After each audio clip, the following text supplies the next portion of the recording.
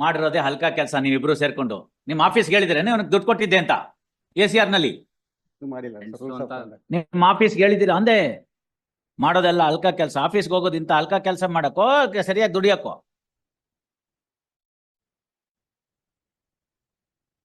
Pension ಬರೋದಿಲ್ಲ ನೋಡಿ ಆಮೇಲೆ ಸತ್ತೋದ್ರಿಗೆ. You pay by 2:30. You find out what amount you can pay. Let us see. ಅರ್ಥ ಆಯ್ತಾ? ಬಹಳ ಸದ್ಗುಣ ಸಂಪನ್ನರಲ್ಲ ನೀವು ಮಾಡಿರೋದು. ಅಲ್ಲಿಗೆ ಏನಾಗಿರುತ್ತೆ ಅಂತ ಏನೋ ಬಹಳ ಅಲ್ಲ, ಅವಾಗ ಏನಾಗಿರುತ್ತೆ ಹೇಳಿ? ಅಂತ ಸ್ನೇಹಿತರಲ್ಲ. ನಾವೇನ್ ತಿಳ್ಕೊಬೇಕು ಅಂತಂದ್ರೆ ಸಂಬಳದ ಅಲ್ದಲ್ನೆ ಬೇರೆ ದುಡ್ಡು ನಿಮ್ಗೆ ಇತ್ತೇನೋ ಅದನ್ನ ಕೊಟ್ಟಿದ್ದಾರೆ ಅಂತ ತಿಳ್ಕೊಬೇಕು. ಒಂದೆರಡು ರೂಪಾಯಿ ಅಲ್ವಲ್ಲ, 2 ಲಕ್ಷ ತಾನೆ. ಹೆಂಗಿನ್ ಬರುತ್ತೆ ಅಷ್ಟೊಂದು ದುಡ್ಡು? ಅದನ್ನ ಲೋನ್ ಅಲ್ಲಿ ಕೊಟ್ಟಿದೀವಿ ಅಂತ ಹೇಳಿ 230. No, nothing doing. By 2:30 if he is paying, otherwise I'll dictate the judgment. Yes, Banri madam. The petitioner, my lord, 75% is already deposited, my lord. In 25% you ಕೊಟ್ಬಿಟ್ರೆ ಮುಗ್ದೆ ಹೋಯ್ತು case. On the last date of hearing, the party was present and pronote our ಇದೆ ಸ್ವಾಮಿ. They undertook to return it back to me. ಅದೆಲ್ಲ ಮಾತುಕತೆ ಆಯ್ತು. ನಿಮ್ ಕೊಲಿಗೆ ಹೇಳಿದ್ರು, ಅವ್ರನ್ನ ಕೇಳಿದಿವಿ, ಅವ್ರ ಪ್ರೊನೋಟ್ ಇಲ್ಲ ಅಂತಾರೆ. ಇನ್ಯಾವ್ದು ಇಲ್ಲ ಅಂತ ಬರ್ಕೊಡ್ತಾರೆ ಅಷ್ಟೇ. 50,000. ಅದನ್ನೇ ಕೇಳಕ್ ಕೇಳಿದೀವಿ. My lordship had directed us to deposit 50,000. I'll deposit 50,000. So my client is present before the lordship. ಒಂದು ಅಂಡರ್ಟೇಕಿಂಗ್ ಕೊಡಿ. ಈ ಪ್ರೊನೋಟ್ ಮೇಲೆ ಇವ್ರು ಕೊಟ್ಟಿರಬಹುದಾದಂತ ಪ್ರೊನೋಟ್ ಮೇಲೆ ಇನ್ಯಾರೇ ಕೇಸ್ ಹಾಕಿದ್ರೆ ಅದು ಡೌನ್ ಕೊಡ್ತಾನೆ. ಕೇಳಿ ಬಾರೇ ಅಲ್ಲಿ ಮುಂದೆ ಬಾಪ. ಏನ್ ತಮ್ಮ ಹೆಸರೇನು? ಜೈರಾಮನ್ನ ನೋಡಿ. ಅವ್ರದ್ದು ಏನೋ ಪ್ರೊನೋಟ್ ಇದೆಯಂತ ನಿಮ್ಮ ಹತ್ರ?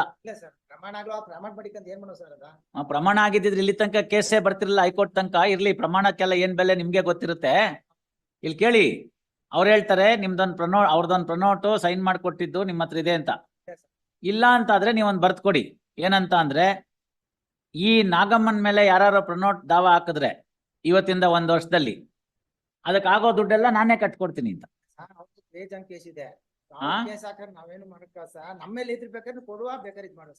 ಇರ್ಲಿ, ನನಗೆ ಮಾಹಿತಿ ಪ್ರಕಾರ ಸ್ವಾಮಿ ಅವ್ರಿಗೆ ಮೋರ್ ದನ್ ಇದೇ ತರದ ಚೆಕ್ ಬೌನ್ಸ್ ಕೇಸ್ಗಳು ಸುಮಾರು ಕೇಸ್ಗಳು ಪೆಂಡಿಂಗ್ ಇದೆ ಅಂತ. ಅದ್ರಲ್ಲಿ ಈ ಕೇಸಲ್ಲಿ ಸೆಕ್ಯೂರ್ ಮಾಡಿದ್ಮೇಲೆ ಆ ಕೇಸಲ್ಲಿ ಅಪಿಯರ್ ಆಗ್ತಾ ಇದ್ದಾರೆ.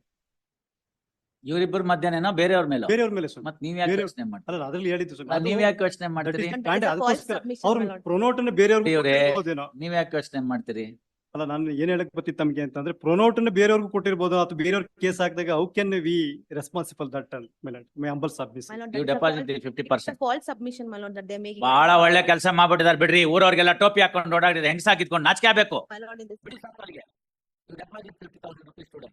my lord, tomorrow, my lord, she's No, ಇವತ್ತು pass over 2:30 ಡೆಪಾಸಿಟ್ ಮಾಡಿ. ಆಮೇಲೆ ನೋಡೋಣ. my lord, so far as the promote is concerned, my lord, ನೀವು ಡೆಪಾಸಿಟ್ ಮಾಡಿ ಆಮೇಲೆ ನೋಡೋಣ. obliged. ಆಯ್ತು, ನೀವು ಒಂದು ಆಕ್ರಿ ಕೇಸ್ ಯಾರು ಬೇಡ ಅಂತಾರೆ. ಈಗ ಇರೋದು ಮಿಸ್ಯೂಸ್ ಅವಾಗ ನೀವು ಹಾಕಿ ಕ್ರಿಮಿನಲ್ ಕೇಸ್.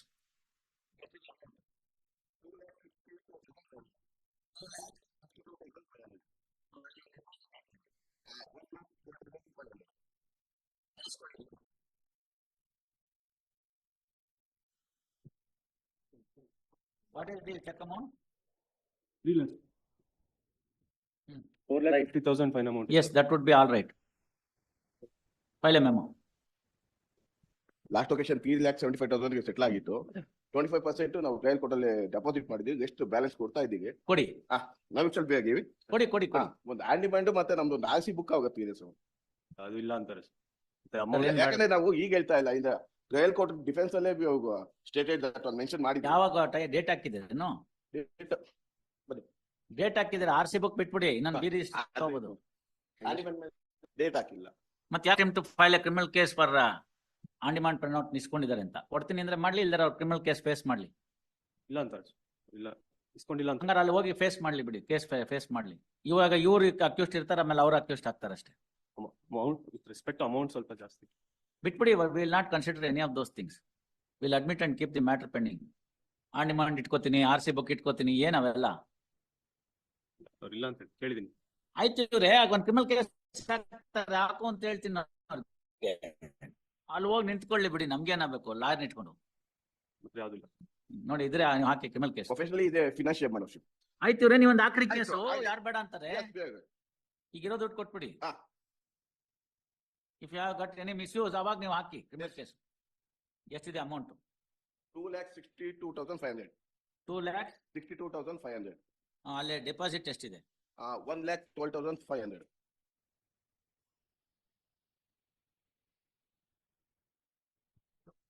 ಆರು ಒಂದು ಏಳು ಅಲ್ಲಿಗೆ 375 ಆಯ್ತು. ಹೌದು. ಎಣಿಸ್ಕೊಳ್ಳಿ ದುಡ್ಡು.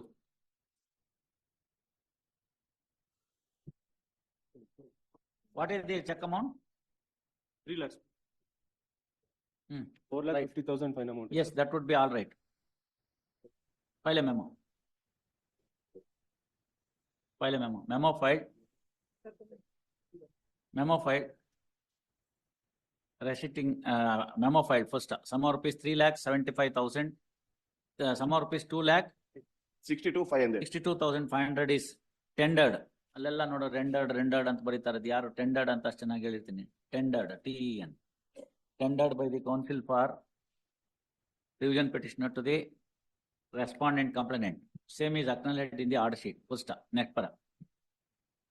The trial court ordered fine of rupees 4,50,000 as against the check amount of rupees 3 lakhs as compensation. Full stop.